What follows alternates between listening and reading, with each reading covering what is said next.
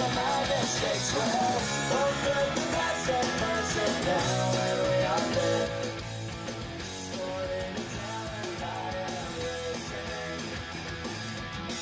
Open the past and present, and the future too. So I gotta give it to you. Oh, it says Saturday nights sleeping, no one down in my clothes. Well, dragging on a super career. Something to another mirror. Drag it on until my skin is ripped to shreds. Oh, giving myself open wide. Living out a sacrifice. Oh, open up the past and present now, and we are there. Story to tell, and I am listening. Open up the past and present and the future too. That's all I gotta give it to you.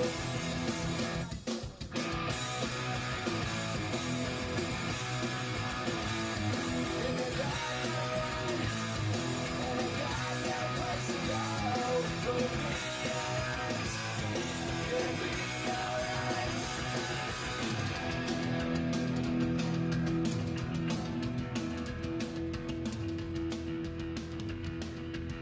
So Scatter, You're gonna get kicked.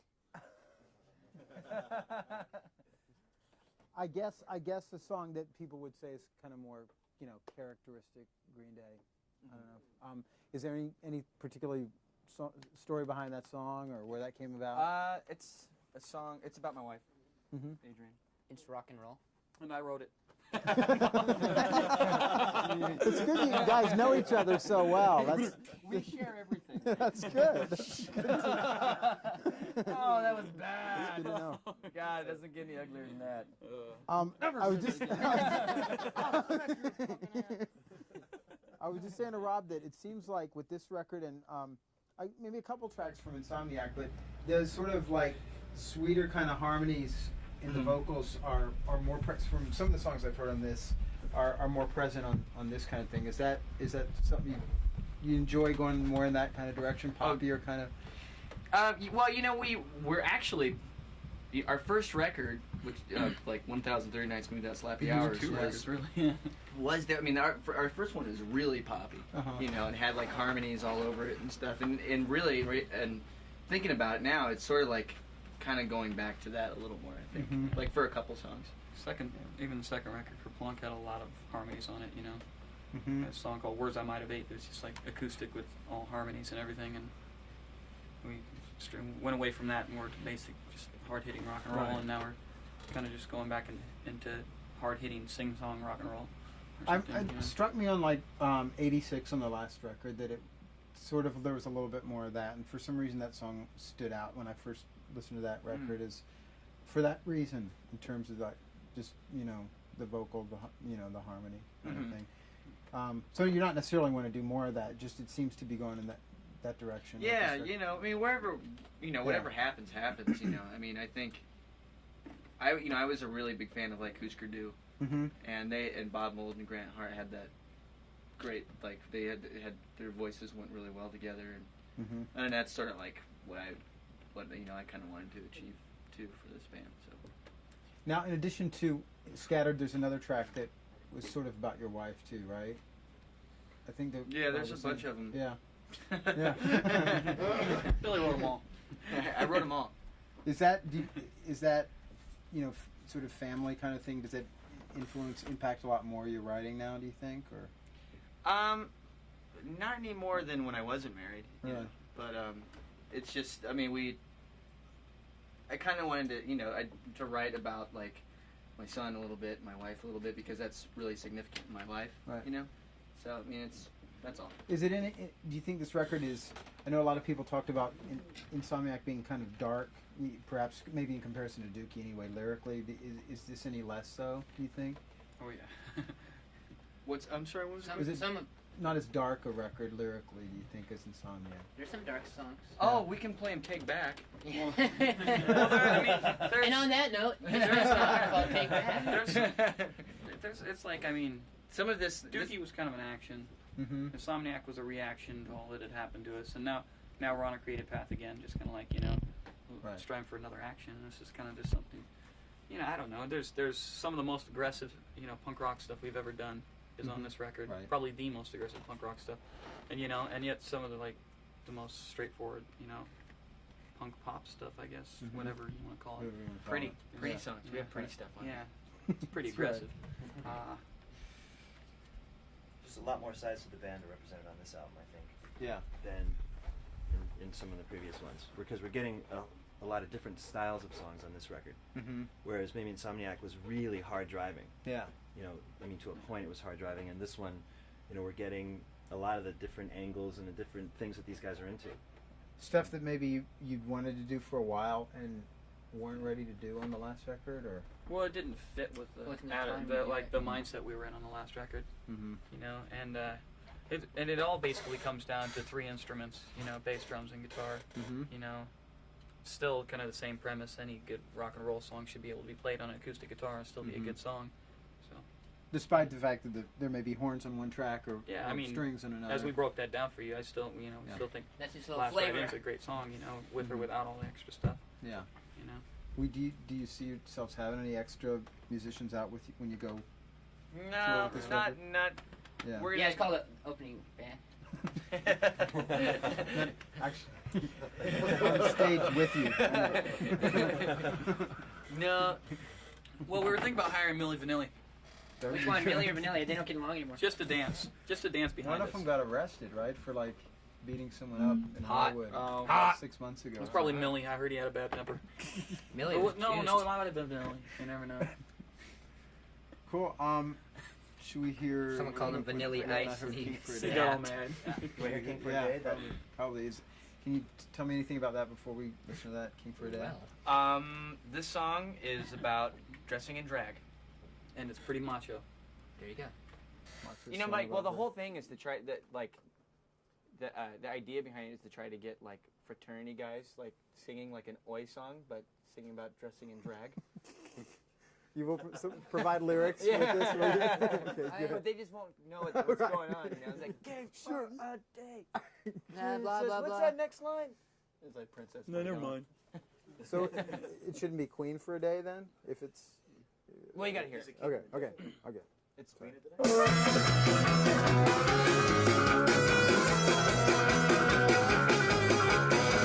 Started at the age of 4. My mother went to the grocery store. Was sneaking through her bedroom door. Can't find something that outside door. Should find that everything else was enough for all girls. Too much of the hills. Was my carol for the one that we were for. I would say.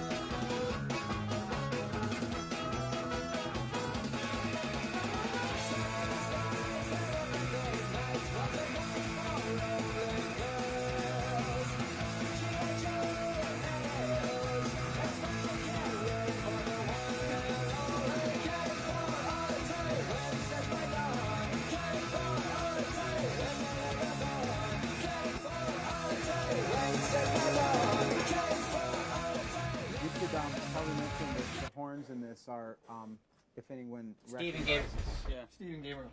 Stephen Gabriel. They're the guys that play live with No doubt. No doubt. Yeah, they're really good. Yeah, great Great really guys, good too. guys. Did Great you guys. know them already? And Well, I Steve's from Richmond, actually. yeah, he's from. He's Bay. Yeah, I slept he's with from him, but I El don't Cerrito. really know him that well. you're a slut, Mike. That's what they said.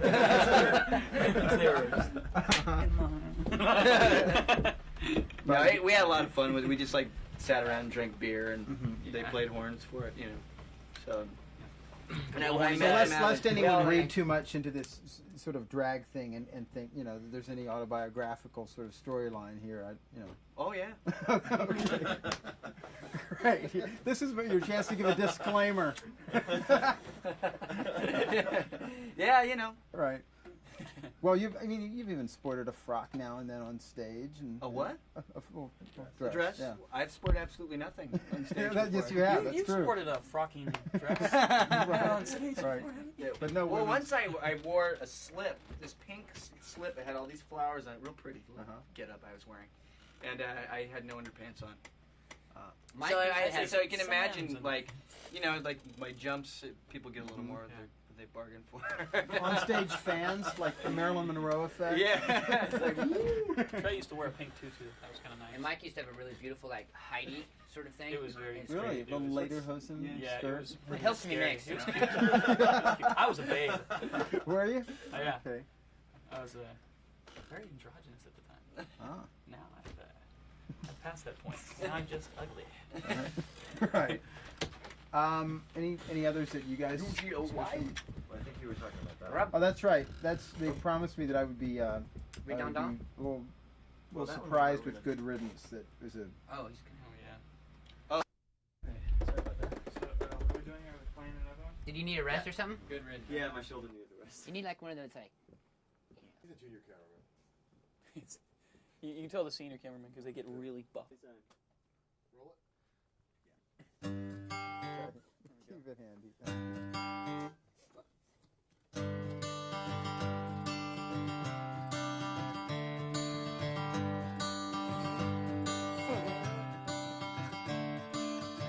Another turning point, a fork stuck in the road. Time grabs you by the wrist, directs you where to go. So make the best of this test and don't ask why. It's not a question but a lesson learned in time. It's something unpredictable, but in the end is right. I hope you had the time of your life.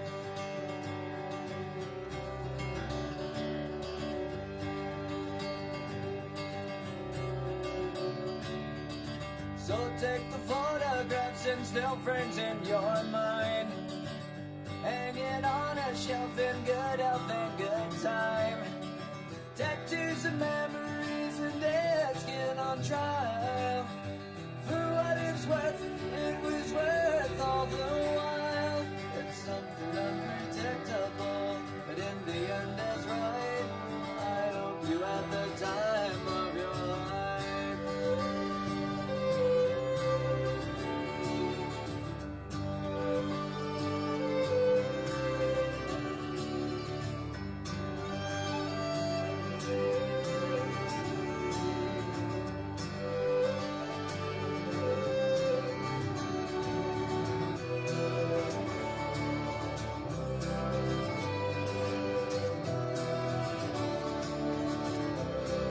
It's something unpredictable, but in the end it's right. I hope you had the time of your life. Wow. That's nice. Is that something you've had for a while? You wanted to do? Yeah. For a Well, while? I like I said, told you about it before. I wrote this back in like right after Dookie came out, and I don't know. I mean, there was no way I wanted to put it like something like this on Insomniac or anything Right. like that. So, but this time it was just opportunity to do something different, you know. And doing something like this. It really, broadening the sound of this record. Are the kids gonna Are the kids gonna get it? You know, I mean, the people who are sort of hardcore Green Day fans, or You know, I really don't give a shit. It's Yeah. like I get it. Yeah. We're really That's what selfish. I mean, We're really the ourselves. song is really personal to me. Yeah. You know, and you know, I don't really care. Yeah. It's like it's not about that Right. at all for me at all. It's like I just want to.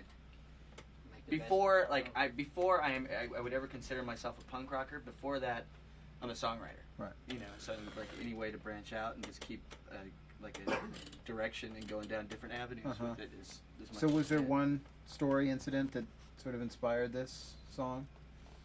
I probably can't talk about that. Yeah. A little close to home, you know. Right. Right.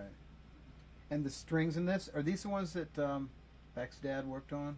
Is this Yeah. the- yeah. Yeah. How Yeah. that? David Campbell. David Campbell. David, yeah. He looks exactly like his son. Does he? Or vice versa. probably vice versa. There's some weird stuff going on around here. Done fishy. So, what is it like when you guys are working? It's been 4 months working on this record. 3 months, 4 months. Do you and I know you said you've been going back to the Bay Area most of the time on the weekends, but do you find that your like lifestyle changes when you're working on a record? Do you live any less healthy? Do you? I mean, Trey's like smoking the butts over there. I mean, is it like do you do more of that when you're working on a record? Do you? I don't smoke cigarettes. You just I just wanted to promote smoking. it's a whole different mental frame, you know. Yeah. You really, you find yourself just in this whirlwind of music and just constantly going through whatever you're doing, like tracking these songs or vocals or whatever, and you find yourself just concentrating all your energies on that, and other parts of your life have a tendency to fall apart while you're focusing on something that you really want to make happen, which you know, and then your time outside of the studio is really dedicated to stressing out about all the shit that fell apart in your life. Yeah. But for the most part, I mean, we just get in there and we focus every bit of our energies into the songs, you know, because that's what we're here for, you know. And if we don't do that right, then we've kind of failed, you know. So. Do you find that if there's too many distractions, be it home life, friends, family, whatever, that just gets in the way of what you're doing? I mean, do you have to kind of shut yourself off from things, or? Yeah, pretty Kinda do, much. yeah. I mean, And they Isolation. It's a very compromising position, you know.